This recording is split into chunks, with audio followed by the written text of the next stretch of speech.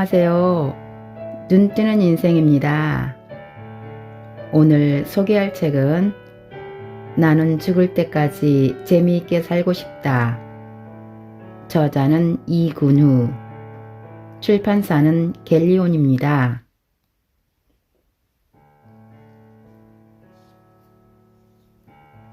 한 신문사에서 우리 부부를 인터뷰했을 때 아내는 나를 이렇게 소개했다. 100이면 100명 모두에게 관심을 갖는 사람이에요. 그래 하고 곰곰이 생각해 보니 역시 아내의 눈이 정확했다. 나는 내가 만나는 모든 사람에게 관심이 있다.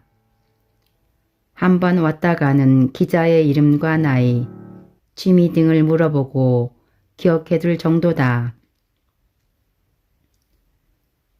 나이가 들면 내가 사람을 찾아가야 한다. 노년의 삶을 가장 어렵게 만드는 것이 외로움이다.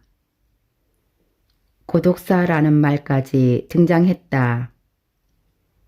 그런데 인간을 병들게 하고 불행하게 만드는 원인이 꼭 외로움이겠는가? 혼자이기 때문에 건강이 나빠지고 외로워서 인생이 불행해지는 게 아니다. 혼자 있는 게 두렵고 외로움이 무섭다면 외롭지 않으려고 노력하면 된다. 이 당연한 이치를 회피한 채 나는 왜 외로울까? 인생 헛살았나 하고 찾아오지 않는 사람을 원망하는 것이야말로 불행을 자초하는 것인지도 모른다. 노후 대비로 젊었을 때 보험이나 연금을 드는 것도 중요하지만 외로움에 대비하는 일도 잊어서는 안 된다. 다른 말로 적응이다. 살다 보면 아무도 나에게 관심을 갖지 않는 시기가 꼭 온다. 그 상태를 당연하게 받아들이고 그에 적응하는 법은 스스로 찾아내야 한다. 경제적 준비를 잘해서 연금이 많이 나온다 해도 그 연금을 쓸 능력이 없으면 그것 또한 고통이다. 단지 저축을 많이 하고 돈 쓰는 법을 배우라는 말이 아니다. 외로움은 돈으로 해결되지 않는다. 외로움을 없애는 가장 쉬운 방법은 다른 사람을 사랑하는 것이다. 사랑을 너무 거창하고 형이삭적으로 생각할 필요는 없다. 사람은 궁금증과 관심에서 시작한다. 저 사람은 왜 저럴까? 저 사람은 무슨 생각을 할까? 이런 궁금증이 있다면 바로 그것이 사랑이다. 사랑도 능력이다. 타고나는 것이 아니라 이 세상을 살아가면서 터득하고 학습하고 실천하면서 길러진다. 나이 들어 외롭지 않으려면 무엇보다 사랑하는 능력을 갈고 닦아야 한다. 나이 먹었다고 다른 사람에게 대접받고 그가 내게 먼저 다가오기를 바란다면 점점 더 외로워질 뿐이다. 정신과 의사로서 내가 사람에 대해 관심을 가진 것은 너무나 당연한 일일지도 모른다. 그러나 이런 관심이 일에 머물지 않고 끝없는 인연으로 이어지면서 학문적 성취를 이루고 봉사로 연결되어 넓고 깊은 삶을 살 수 있었다. 가족 아카데미, 네팔 의료봉사, 보육원 봉사, 시낭송의 모임 등 수십 년간 이어온 많은 일들을 어떻게 나 혼자 힘으로 할 수 있었겠는가. 나와 인연을 맺은 사람들이 주위에 늘 있었기에 가능했다.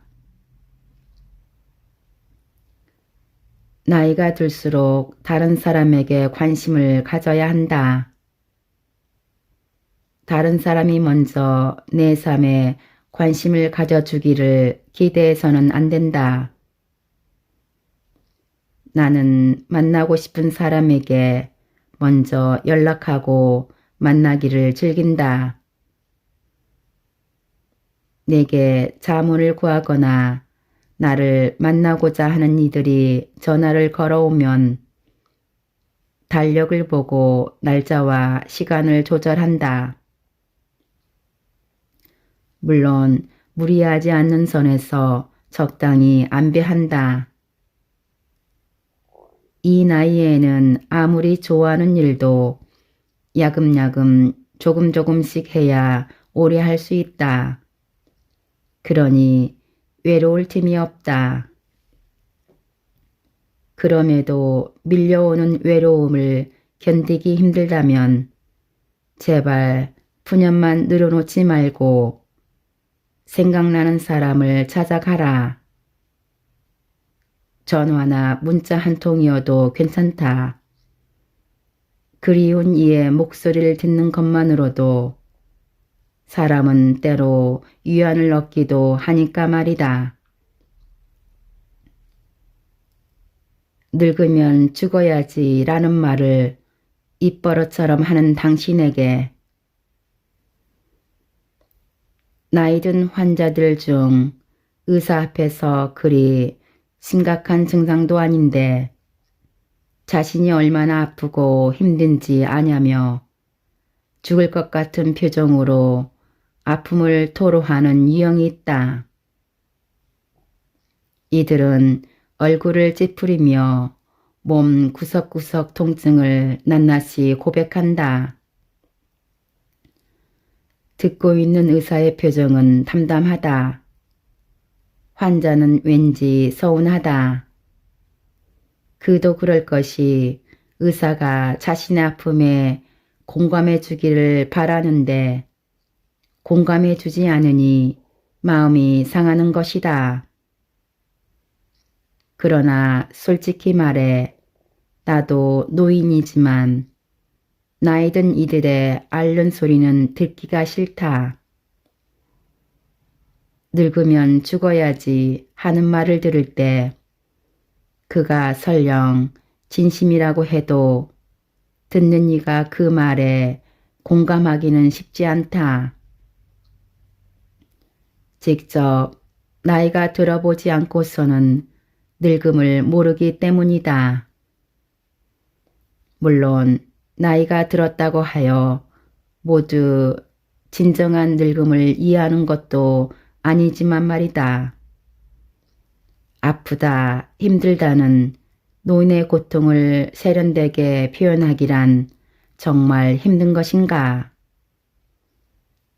그 세련된 마음에 진정한 늙음이 있는 것인지도 모른다.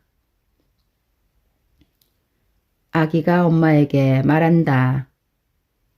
엄마, 바쁘신데 저 좀 나중에 주세요. 나는 배가 고프지만 엄마는 지금 바쁘잖아요.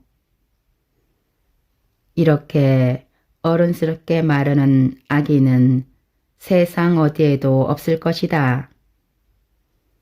그러나 아이 같은 어른은 있다. 매사 아이처럼 우는 방식으로 갈등을 해결하려는 사람들 말이다. 그들은 자신의 욕망과 욕구를 겉으로 드러내 풀고자 한다. 어른스럽게 해결할 수 있는 방법을 외면한 채 오로지 나 좀 봐달라고 하소연하고 불평하고 화를 내는 등 감정을 쏟아내는 것이다. 그들을 향해 우리는 애처럼 군다라고 말한다. 어른이 된다는 것은 삶에서 부딪히는 문제들의 해결 방식을 더 많이 다양하게 섭렵해 간다는 뜻이다.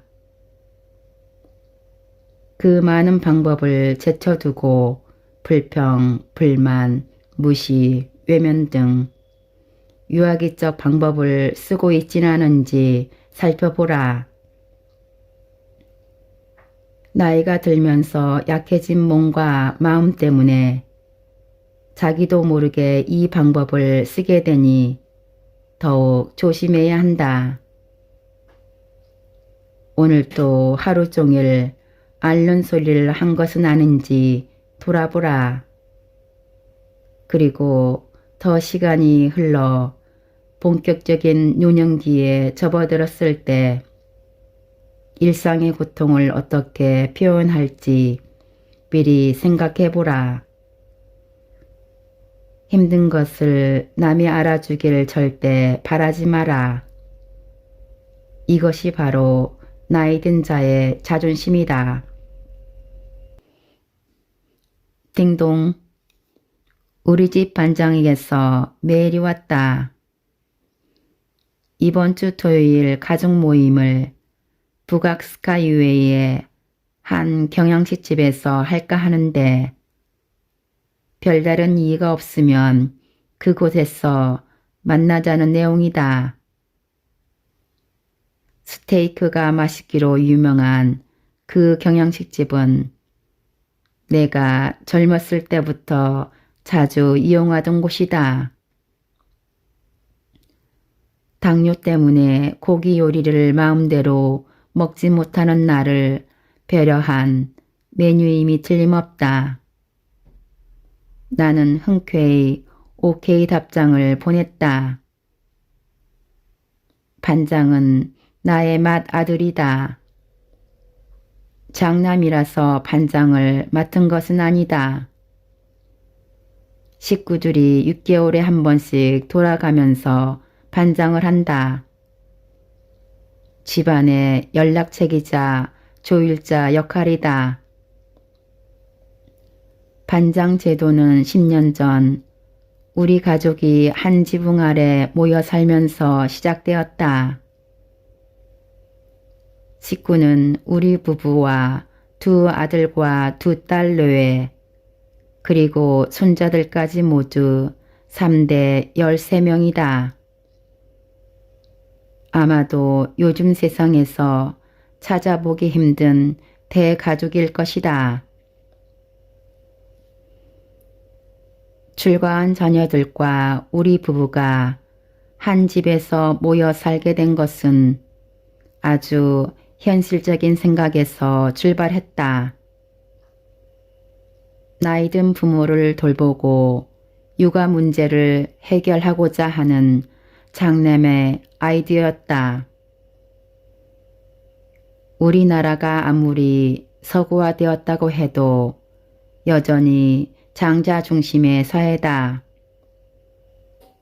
늙은 부모를 모시는 일도 아직은 장남의 몫이다.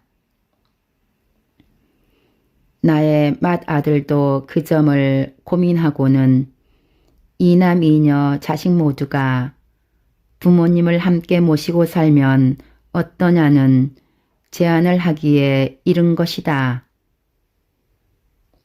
그러면 육아 문제도 자연스럽게 풀 수 있다고 했다. 내 자녀 내 모두 맞벌이를 하고 있으니 아무래도 가족 수가 많다 보면 급할 때 서로의 손을 빌려 아이를 돌볼 수 있지 않느냐는 계산이었다. 우리 부부와 내 자녀 내외는 심사숙고했다. 쉽게 결정할 문제가 아니었다. 나이든 자식들과 함께 사는 것이 마냥 좋은 것만은 아니었다.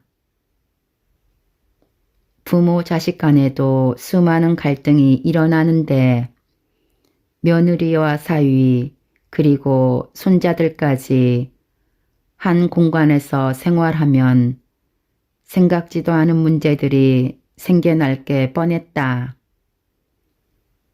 좋은 뜻에서 시작했을지언정 갈등을 키우다 서로를 미워할지도 모를 일이었다. 가족 모두 큰 각오가 필요했다. 부모의 손길을 벗어나는 것을 독립이라고 한다. 독립을 통해 우리는 나로 살아간다.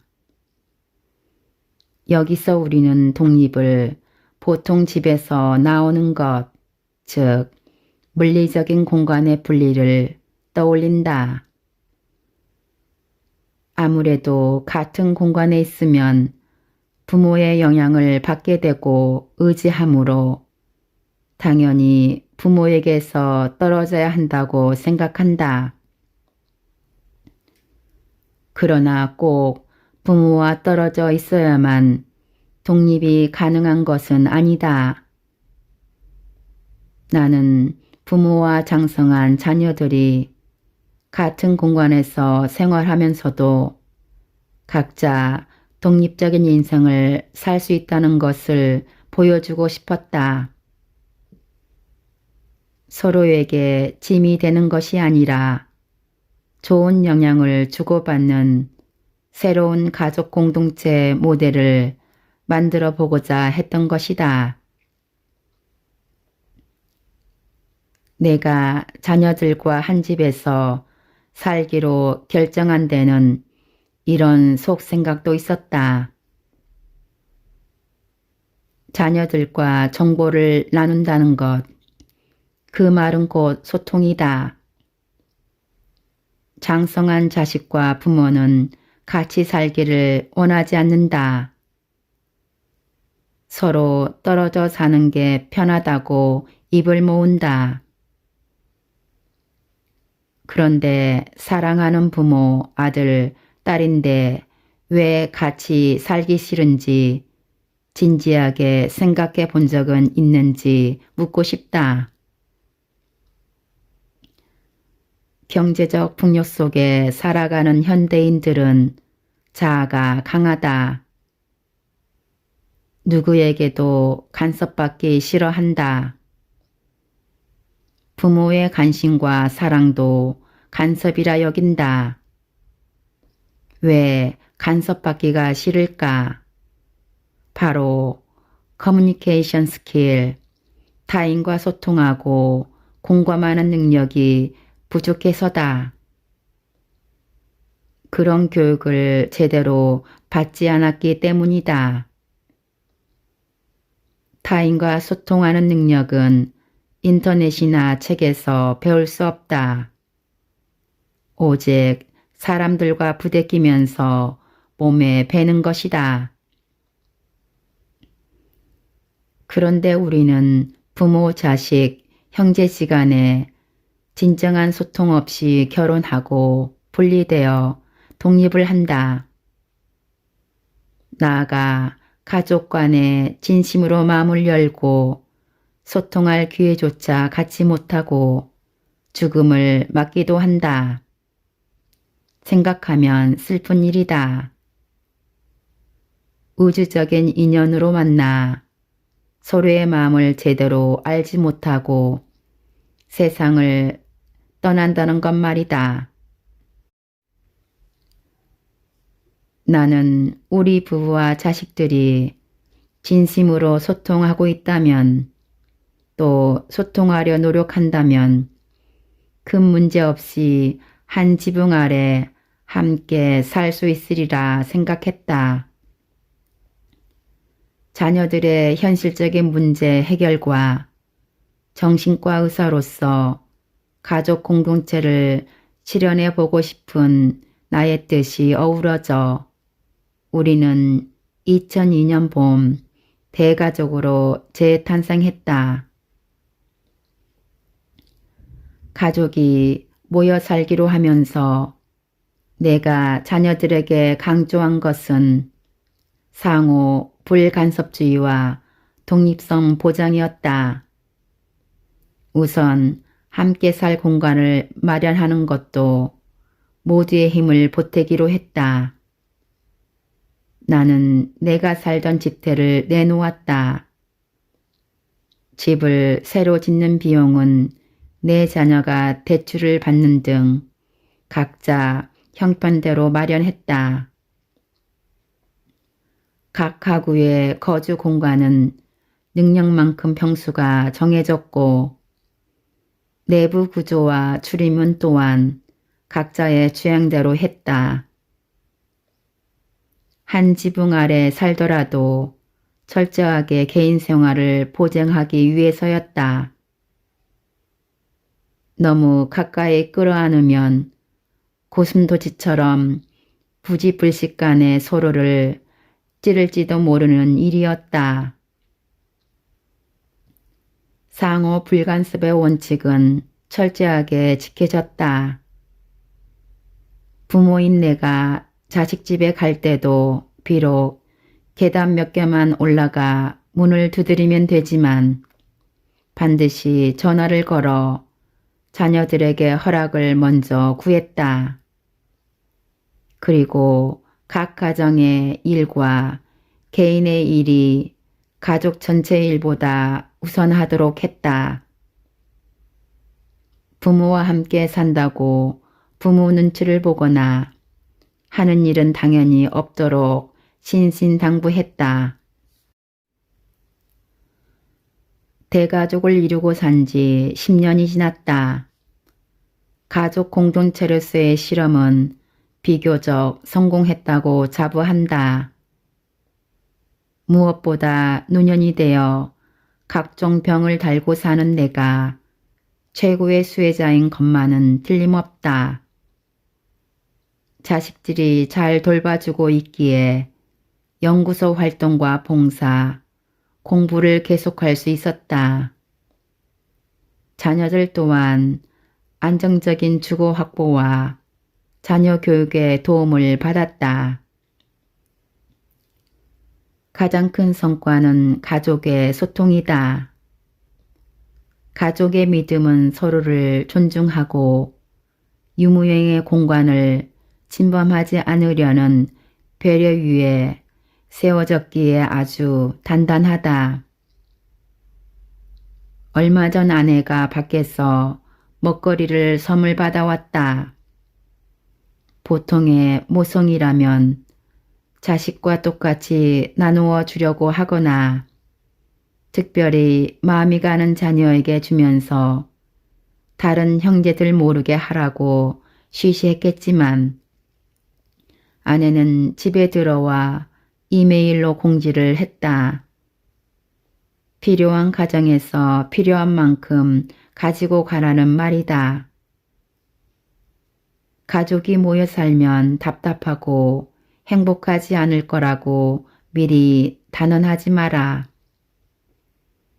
중국의 극작가 백인보가 말했다. 내 집이 넓다고는 할 수 없다. 여분의 침실도 없으니까. 하지만 내 집이 좁다고도 할 수 없다.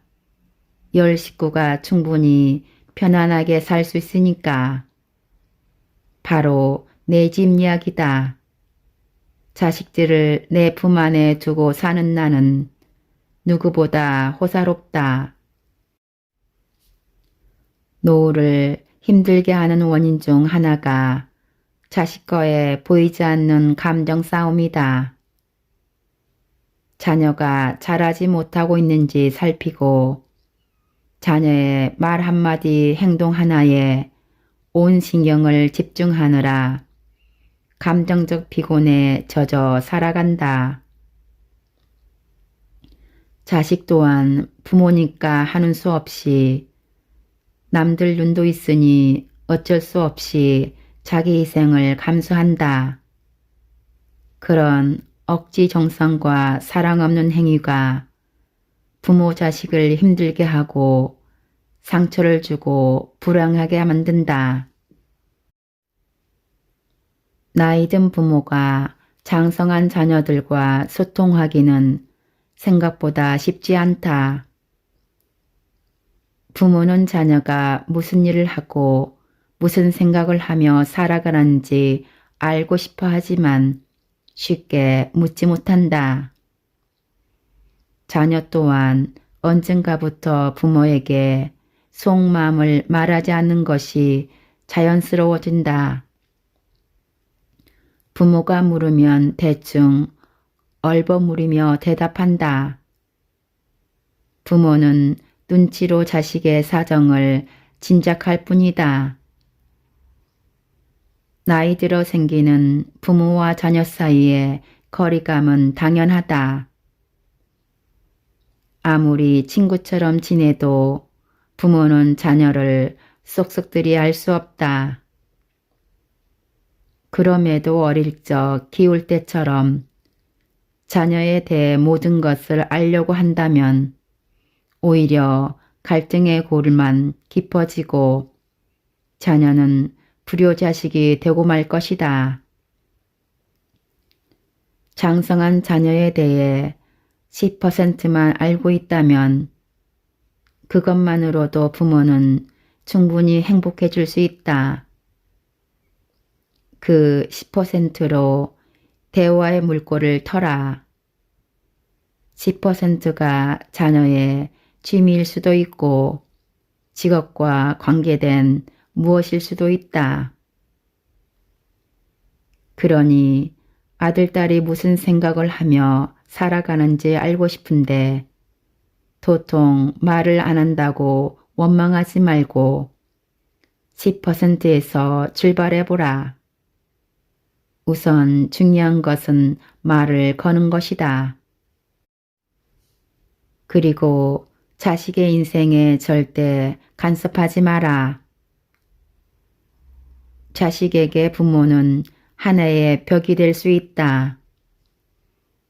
벽의 보호를 받으며 성장한 자식은 성인이 되어서도 습관처럼 벽을 의식한다. 벽은 보호막도 되지만 시간이 흐를수록 자식의 앞길을 막아서는 걸림돌이 되기도 하는 것이다. 자식이 그 벽을 뛰어넘으면 완벽한 성장을 이루게 되지만 벽이 높고 튼튼할수록 부모에게 기대는 습관이 몸에 밴 자식은 부모에게서 벗어나지 못한다. 이렇게 되면 자식은 물론 부모도 행복하지 못하다. 특히 노년의 부모는 자식 지치닥거리를 하며 말년을 보내기도 한다. 이럴 때는 부모가 먼저 그 벽을 부숴줘야 한다. 자식의 성장 연령에 맞게 자식의 뜻을 수용하고 인격체로서 존중하라는 말이다. 자식이 성인이 된 뒤에는 더 이상 이래라 저래라 강요해서는 안 된다. 미덥지 못하고 어수룩해 보이겠지만 과감히 놓아주어야 한다.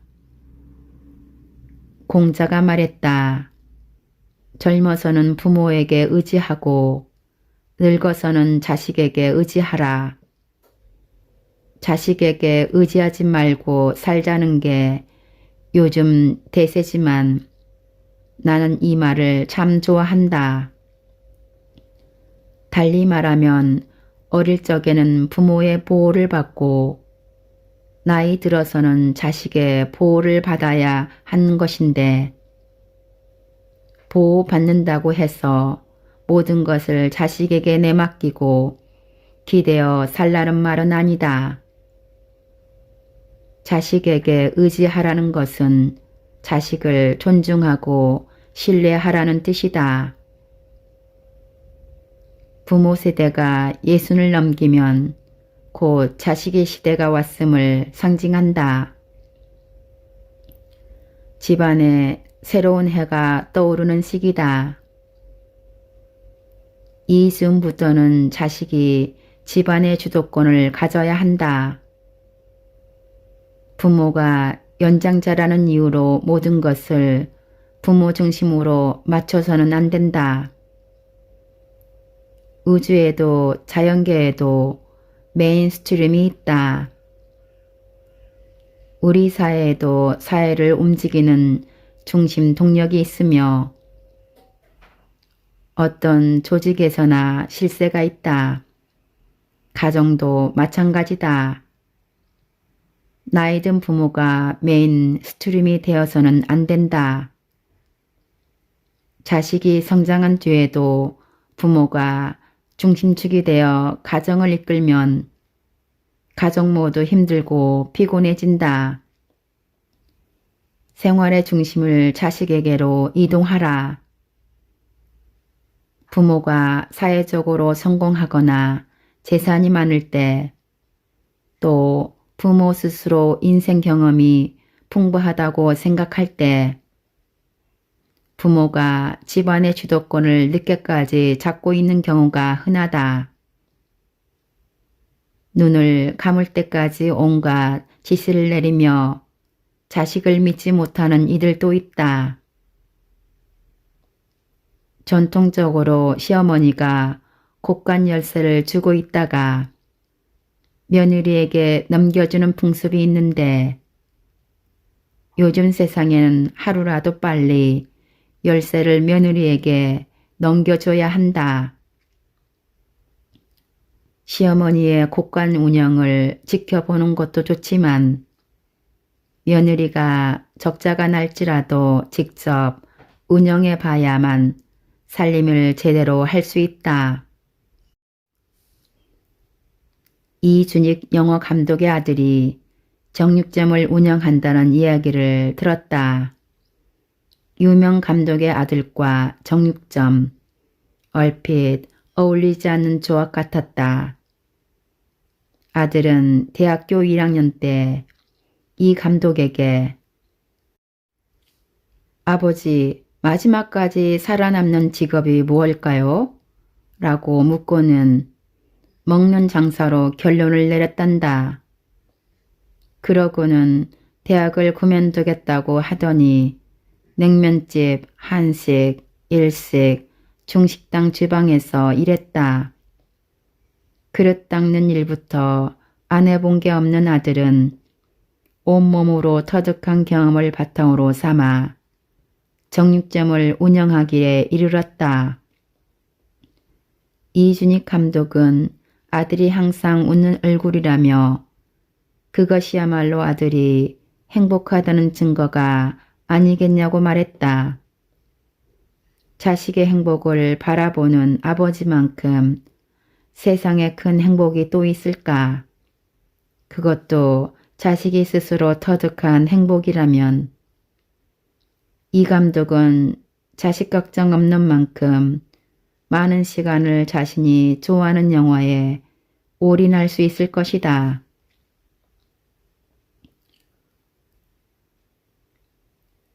이준익 영화 감독의 아들이 정육점을 운영한다는 이야기를 들었다. 유명 감독의 아들과 정육점. 이준익 영화 감독의 아들이 정육점을 운영한다는 이야기를 들었다. 유명 감독의 아들과 정육점. 얼핏 어울리지 않는 조합 같았다. 아들은 대학교 1학년 때 이 감독에게 아버지, 마지막까지 살아남는 직업이 무엇일까요? 라고 묻고는 먹는 장사로 결론을 내렸단다. 그러고는 대학을 그만두겠다고 하더니 냉면집, 한식, 일식, 중식당 주방에서 일했다. 그릇 닦는 일부터 안 해본 게 없는 아들은 온몸으로 터득한 경험을 바탕 삼아 정육점을 운영하기에 이르렀다. 이준익 감독은 아들이 항상 웃는 얼굴이라며 그것이야말로 아들이 행복하다는 증거가 아니겠냐고 말했다. 자식의 행복을 바라보는 아버지만큼 세상에 큰 행복이 또 있을까? 그것도 자식이 스스로 터득한 행복이라면. 이 감독은 자식 걱정 없는 만큼 많은 시간을 자신이 좋아하는 영화에 올인할 수 있을 것이다. 많은 부모들이 자식에게 쏟아부은 정성을 희생으로 여긴다. 아이를 자신의 분신으로 여기며 내가 너를 어떻게 키웠는데 하면서 억울해하는 것이다. 그러나 누가 누구를 위해 희생한다는 것 자체가 착각이다. 자녀를 위해 희생하는 것이 아니라 자녀가 성년이 되어 홀로 자신의 생활을 해나갈 때까지 돌보는 것이 부모의 도리다. 이는 부모의 책임을 다하는 것이지 희생이 아니다. 그리고 자녀는 나의 분신이 아니다. 자녀는 자녀가 가진 인격 수준대로 이 세상을 살아갈 권리가 있는 독립적인 단위다. 자녀의 독립성을 보장하기 위해서는 부모의 준비가 필요하다. 자녀가 성장해 독립적으로 자신의 삶을 가꾸게 되면 부모도 과거의 상처나 자녀를 위한 희생적인 돌봄으로부터 자유롭게 떠나와야 한다. 그동안 자녀를 돌보기 위해 조금은 소홀했던 자신을 돌보고 새롭게 펼쳐진 인생을 마음껏 누려야 하는 것이다. 그러니 자녀가 독립할 때가 되면 기꺼이 자식을 떠나보내라. 억울해할 일도 섭섭하게 느낄 일도 아니다. 그것이야말로 부모가 자식에게 줄 수 있는 가장 큰 선물이다. 자식이 부모에게서 독립하려고 애를 쓰듯 부모도 어느 순간부터는 자식에게서 독립하는 노력을 기울여야 한다. 2011년 2월 29일 나는 고려대학교 사이버대학 문학학과를 졸업했다. 50년 만에 생애 두 번째 쓰는 학사모였다. 나는 1125명의 졸업생 가운데 76세의 최고령자이자 문화학과 수석 졸업자로 화제가 되었다. 신문에도 기사가 났다. 학위증을 받으러 올라간 연단에서 나는 총장에게 꽃다발을 건넸다. 축하받아야 할 내가 되레 총장에게 꽃다발을 주자 장내에서는 폭소가 터졌다. 사이버대학은 컴퓨터 한 대만 있으면 남녀노소 누구나 언제 어디서든 공부할 수 있는 학교다. 학비도 싸다. 대학 건물도 필요 없고 강의도 한 번만 녹음하면 되니 대학에서도 큰 돈이 들지 않기 때문이다. 배우고 싶다는 의지만 있으면 된다. 나이가 많아서 머리가 굳어서 시간이 없어 공부를 못하겠다는 말은 핑계다. 특히 나 같은 노인에게는 더없이 좋은 기회다.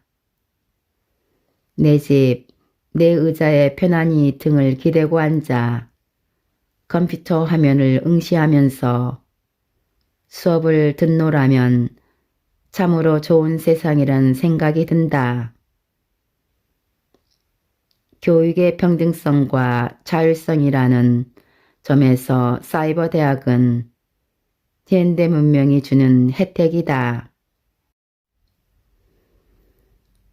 정년 퇴임을 하고 여러 대학과 단체에서 이런저런 제안을 받았다. 대개는 수장으로서의 역할이었다. 나의 경륜과 학식을 높이 평가해 준 귀한 제안이었지만 나는 모두 거절했다. 교수직에서 물러났다는 것은 누군가를 가르치지 않아도 된다는 뜻. 나는 이제 막 얻은 자유를 포기하기 싫었다. 게다가 이름만 거는 얼굴마담, 명예직이라면 아무리 폼나는 자리라도 가고 싶지 않았다. 그러기에는 나에게 남은 시간이 많지 않기 때문이다. 가르치지 못하게 된 내가 할 수 있는 것은 배우는 것이었다. 그런 의미에서 사이버 대학 입학은 나에게는 아주 자연스러운 일이었다. 문화학과를 선택한 것은 문화가 정신과와 밀접한 관련이 있기 때문이다. 정신치료는 문화를 이해하지 않고는 해결할 수 없다. 나는 정신과 의사로서 학문적 차원에서 문화를 깊이 있게 공부해보고 싶었다. 사이버 강의의 좋은 점은 원하는 시간에 들을 수 있다는 것이다. 그런데 이게 장점이자 단점이었다. 언제든 해도 된다는 생각이 공부를 미루게 했다.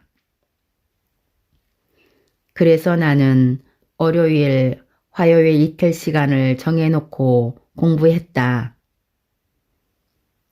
동영상 강의를 듣고 난 뒤 내 식대로 다시 정리해 보는 방식이었다. 모르는 부분이나 관심사는 인터넷 게시판을 통해 담당 교수에게 질문하고 답을 받았다. 스스로 규칙과 강제를 부여한 사이버 강의는 100% 자발적인 공부였다. 학창 시절의 공부는 성적 부담이 있다. 다른 사람보다 잘해야 하니 스트레스가 심하다. 하지만 사이버 강의는 부담이 없다. 점수는 주는 대로 받으면 된다. 받은 점수를 어디 쓸 데가 없으니 공부에 집중하게 된다.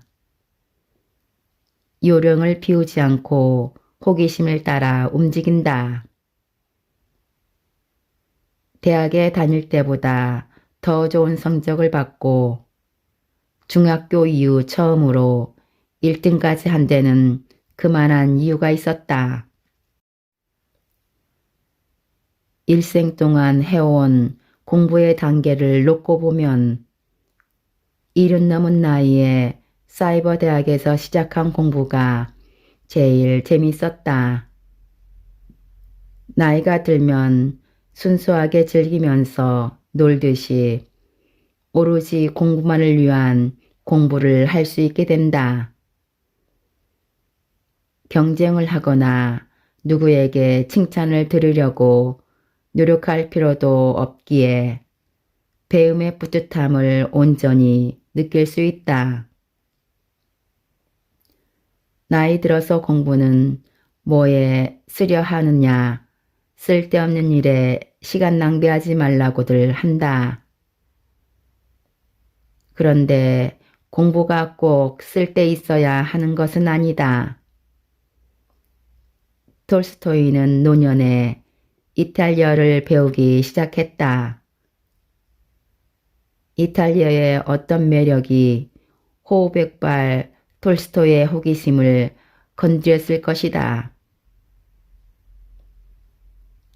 인간에게는 살아있는 한 전진적인 사고가 필요하다. 나이가 들어 몸은 늙어도 생각은 녹슬지 않는다.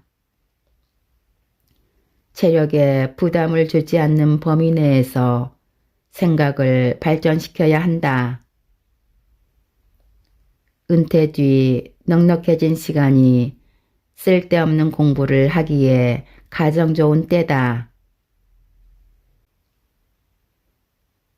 지금까지 나는 죽을 때까지 재미있게 살고 싶다에서 일부 요약 발췌하여 읽어드렸습니다.